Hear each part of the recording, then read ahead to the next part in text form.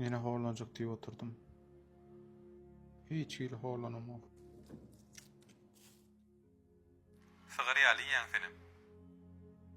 Besetçat. Meni horlatma.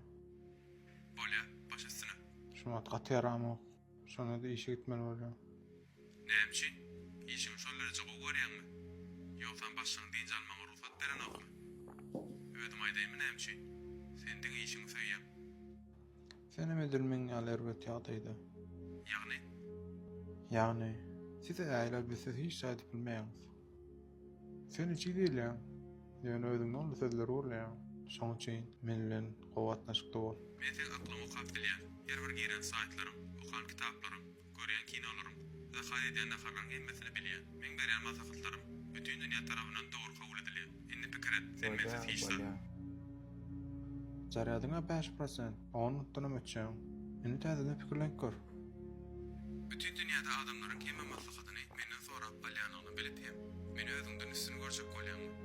Öz ijali pasaplan durmuşum. Bir topar aladyran rende ol. Onuň öz-özüme zarýada goýup bilýän. Bir robadan şol başardy.